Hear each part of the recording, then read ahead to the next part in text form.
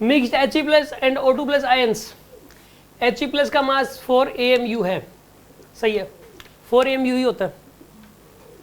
याद रखिए एक प्रोटॉन का मास लगभग 1 AMU होता है और एक न्यूट्रॉन का मास भी 1 AMU होता है। तो He+ का मतलब होता है कि इसके अंदर से एक इलेक्ट्रॉन बाहर कर दिया, है ना।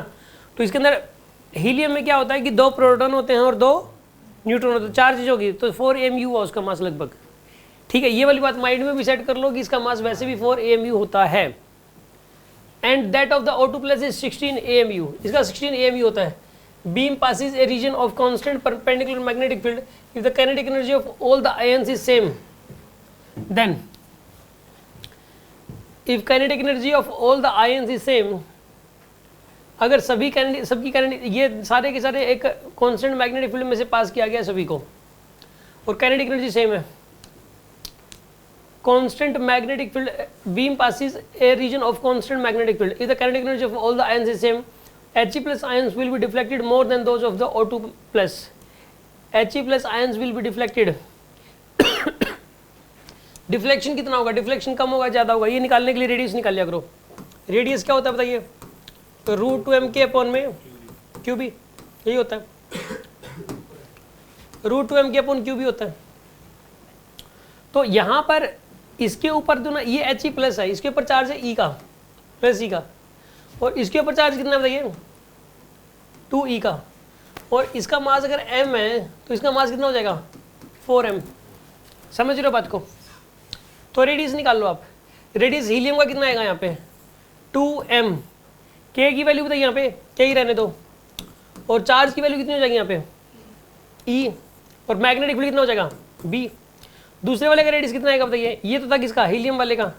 फिर ऑक्सीजन का रेडियस, ऑक्सीजन का रेडियस कितना आएगा बताइए यहाँ पे, मास कितना हो जाएगा 4m, काइनेटिक एनर्जी k, और चार्ज कितना है यहाँ पे चार्ज 2e, और मैग्नेटिक फील्ड b, ऊपर वाले का अंडर।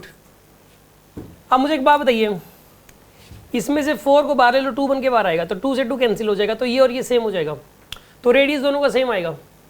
तो रेडियस सेम है तो डिफ्लेक्शन भी सेम होगा।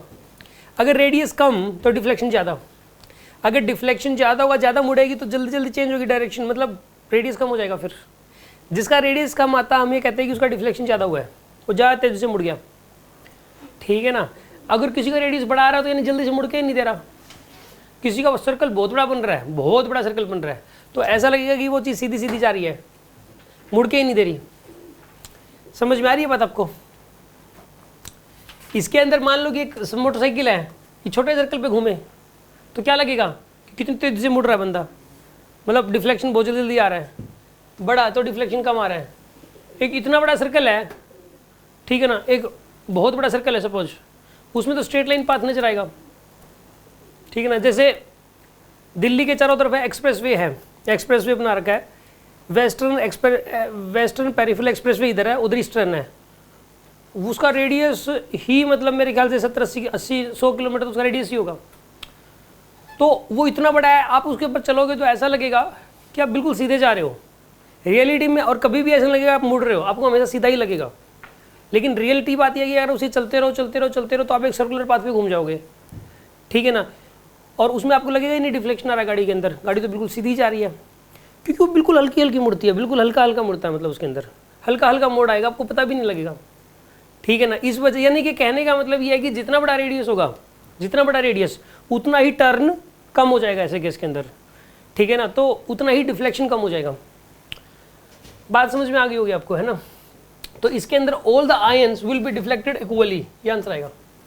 यस, कोई डाउट है किसी के मन में, कुछ पूछना है इसके अंदर?